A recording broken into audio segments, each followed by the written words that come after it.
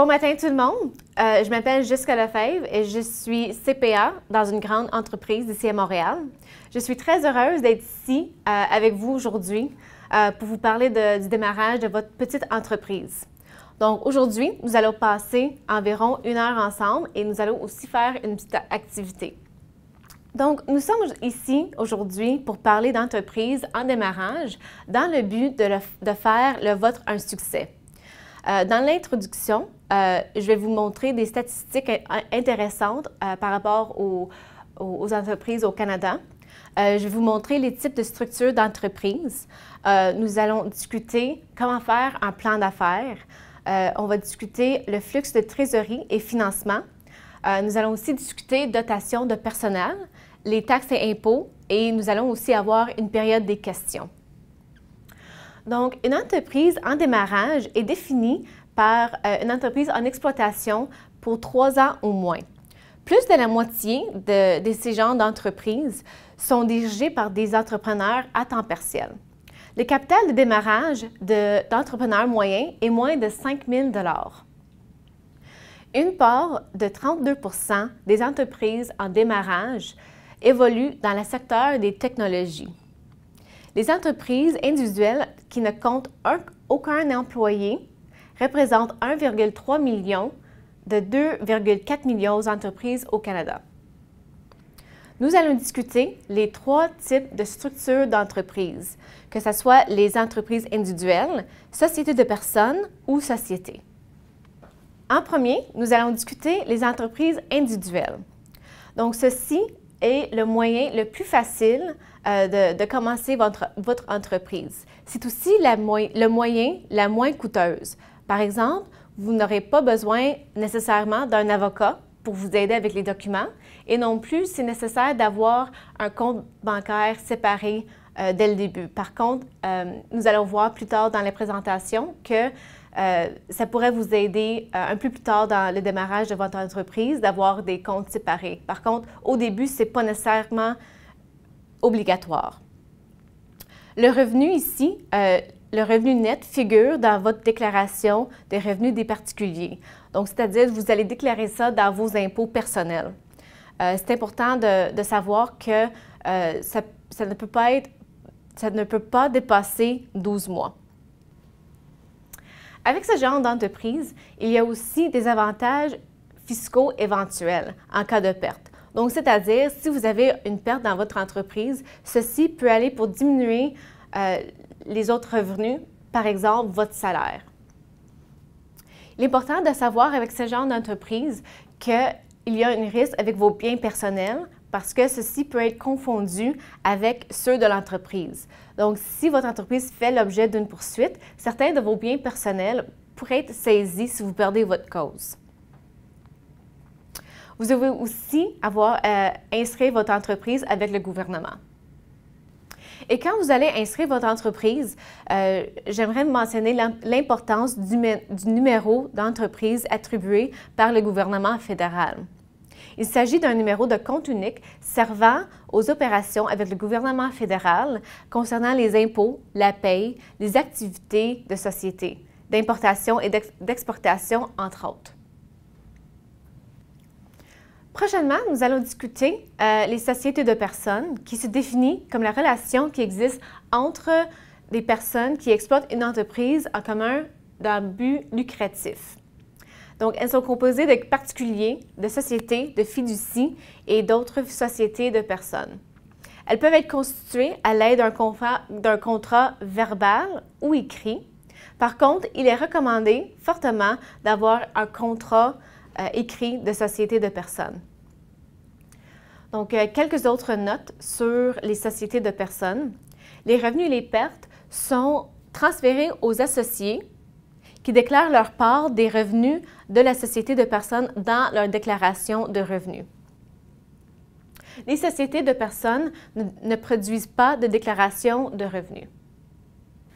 Donc, le cas général est que l'Agence du revenu du Canada ne demande pas aux sociétés de personnes de produire une déclaration de revenus. Il y a des cas où il y a des exceptions, dans les cas un petit peu plus compliqués.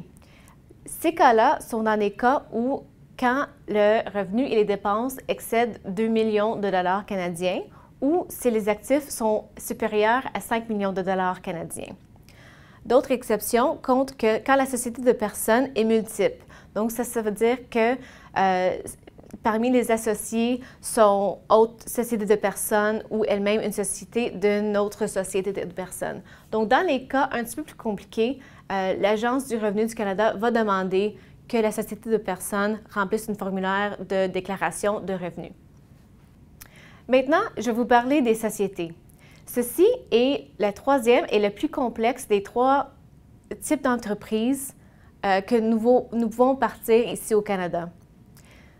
Pour les sociétés versus les entreprises individuelles, l'existence juridique est séparée et distincte de celle de ses actionnaires. Ceci coûte le plus cher à mettre en place et administrer. Par exemple, vous allez avoir des frais d'avocat et aussi des frais de comptabilité pour vos exercices financiers. Dans les sociétés, ils comportent certains avantages fiscaux. Premièrement, le taux d'impôt fédéral à la base d'applicable des petites entreprises est de 11 %. Ce taux est assujetti au plafond des affaires pour l'année, fixe à 500 000 $. Dans les sociétés, les fonds sont distribués par la société sous forme de salaire ou dividende, c'est-à-dire si vous ne faites pas de salaire ou dividende, les fonds sont immobilisés dans la société.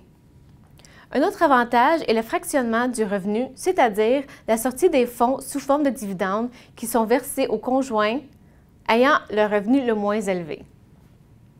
Les sociétés confèrent l'avantage d'une protection juridique. Comme l'entité est distincte, ce sont les actifs qui pourraient être saisis et non vos biens personnels si jamais l'entreprise faisait l'objet d'une poursuite. Avec une société, vous avez la possibilité de choisir n'importe quel mois comme fin d'exercice. C'est-à-dire, si vous vendez beaucoup dans le mois de février, vous pouvez toujours faire vos inventaires et votre fin d'année en février ou en mars si ça vous convient. Maintenant, nous allons discuter les plans d'affaires. Si vous avez besoin du financement, un plan d'affaires est essentiel. Si vous n'avez pas besoin du financement, un plan d'affaires est essentiel.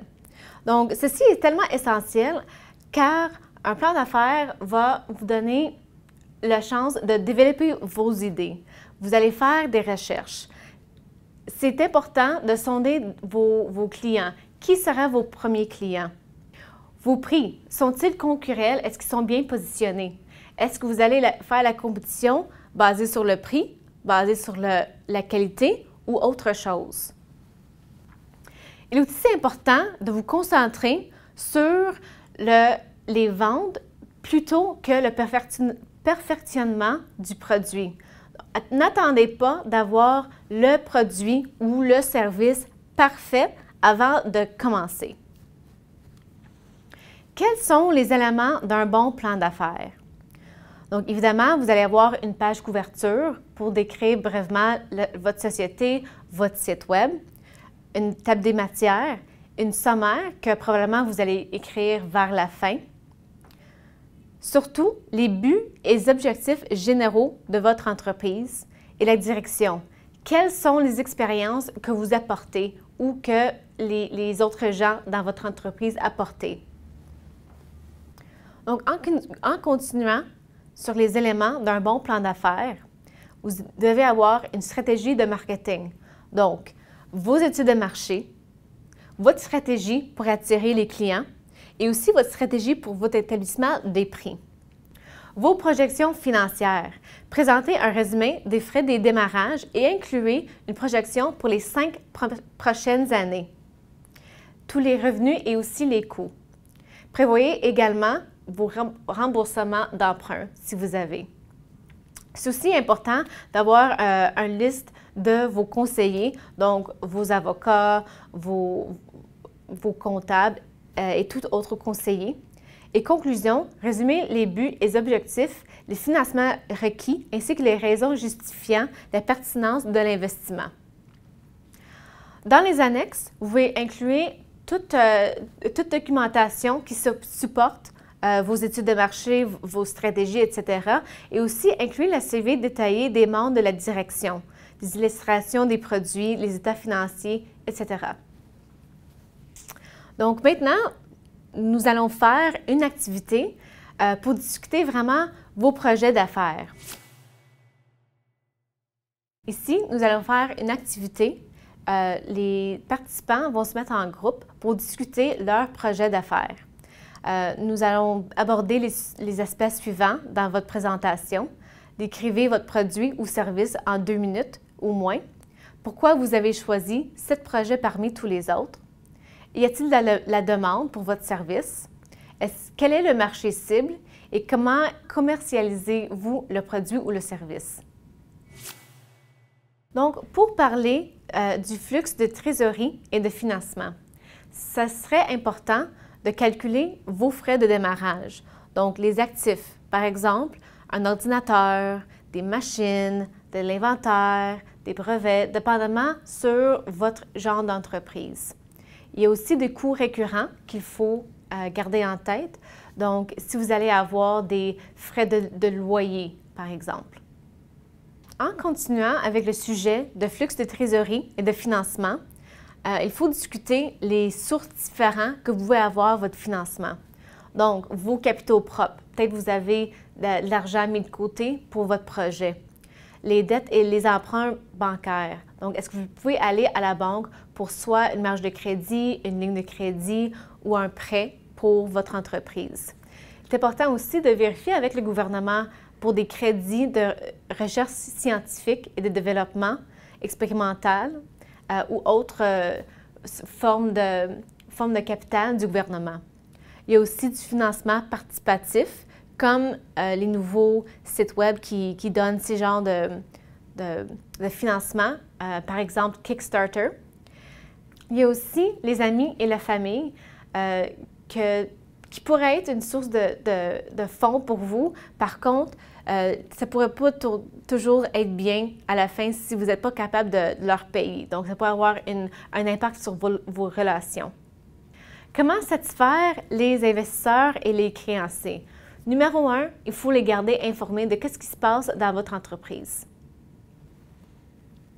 Donc, pour finir sur le sujet de flux de trésorerie et financement, j'aimerais mentionner que c'est très important de garder les affaires personnelles et les affaires d'entreprise séparées. Donc, utilisez des cartes de crédit et des comptes de banque distincts. Peut-être que c'est plus facile au début pour avoir un seul compte, mais après quelques mois, c'est important de vraiment les garder séparés. Utilisez un logiciel. Il y a des logiciels qui existent qui peuvent vous aider avec cela. Donc, la suivi des flux de trésorerie demeurant toujours une préoccupation. Une bonne tenue des documents comptables est un atout.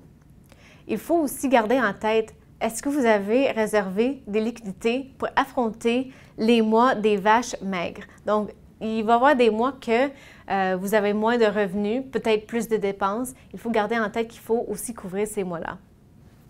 Maintenant, on va parler du dotation en personnel. Vous ne pouvez pas tout faire vous-même. Surtout, ça prend l'importance en la croissance de votre entreprise.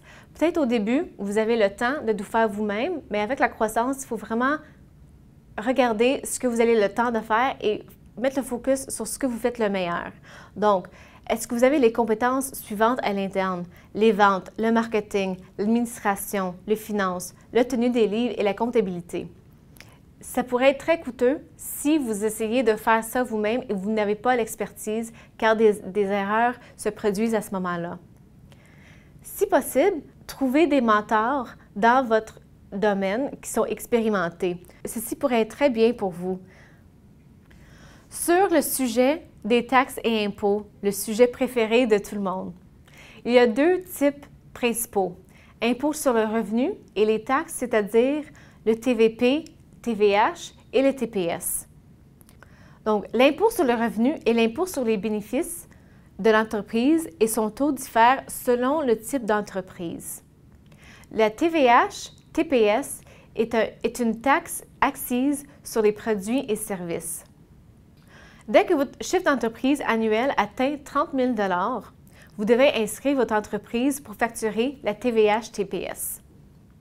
Les entreprises inscrites aux fins de la TVH-TPS peuvent demander le remboursement des montants payés au titre de ces taxes de leurs dépenses. Sûrement, vous avez déjà vous posé la question, qu'est-ce qui est déductible de l'impôt? Donc, en fait, toute dépense raisonnable que vous avez engagée ou vous engagerez plus tard pour gagner votre revenu d'entreprise est déductible d'impôt. La publicité, les taxes d'affaires, les permis, les droits d'addition, les cotisations, livraison, assurance, ce sont des exemples des coûts qui peuvent être déductibles d'impôt. Les pertes, comment ça fonctionne? Dans les cas d'entreprises individuelles, les pertes de l'exercice considérées peuvent être appliquées en déduction d'autres revenus, c'est-à-dire un salaire, afin de réduire la facture fiscale. Par contre, dans les cas des sociétés, les pertes sont immobilisées dans l'entité et ne peuvent être appliquées en déduction de vos autres revenus personnels. Pour la déclaration de revenus, chaque type d'entreprise que nous avons discuté plus tôt dans la présentation a un formulaire différent pour la déclaration des revenus. Pour conserver vos reçus à fin fiscale, donc sûrement vous avez entendu des choses différentes de combien de temps qu'on doit conserver les reçus. L'Agence du revenu du Canada exige que vous conservez tous les documents et pièces justificatives de l'entreprise pendant 6 ans. C'est à noter que la période de 6 ans commence à la fin de l'année d'imposition à laquelle les documents se rapportent. Par contre, il faut conserver indéfiniment les documents et les pièces justificatives pour les actifs à long terme. Donc, quels sont les éléments que l'Agence du revenu du Canada examine lors d'une vérification? Donc, les reçus originaux justifiant les dépenses, les copies électroniques des reçus sont admissibles. Il est essentiel de bien organiser et de faciliter la tâche du fiscal. Donc, pour finir sur le sujet des taxes et impôts, quelques conseils pour vous pour bien s'organiser. Donc, avoir un compte bancaire distinct pour bien séparer vos biens personnels et celui de l'entreprise. De tenir aussi une carte de crédit distincte. Tenir ces dossiers à jour. Utiliser un logiciel de tenue de livre et conserver tous les reçus. J'aimerais maintenant vous dire quelques points pour bien partir du bon pied avec votre entreprise. Commencez avec un petit budget. Ne prenez pas trop d'engagement avant de savoir si le besoin est réel. Donc, avant de savoir si vous avez besoin de l'espace, ne louez pas un bureau à l'externe. Avant de démarrer, faites vos recherches. Il ne faut pas rêver en couleur. Donc, il arrive souvent des gens qui démarrent une entreprise avant de savoir s'il existe vraiment une demande pour leurs produits ou leurs services. Comme déjà discuté, tenez les comptes de votre entreprise à part de vos comptes personnels. La période de l'impôt peut être très difficile si vous devez parcourir de tous vos comptes pour séparer qu'est-ce qui est personnel et qu'est-ce qui est pour l'entreprise. Modérez votre endettement, s'il vous plaît. Il faut éventuellement rembourser ces dettes et aussi les intérêts peuvent accumuler très rapidement. Ce serait aussi bien de suivre des cours et faites des lectures pour pallier vos lacunes. Donc déjà, vous êtes ici, donc c'est un très bon pas. Vous pourrez aussi avoir d'autres lectures sur le marketing, la vente ou autre chose où ceci n'est pas votre expertise.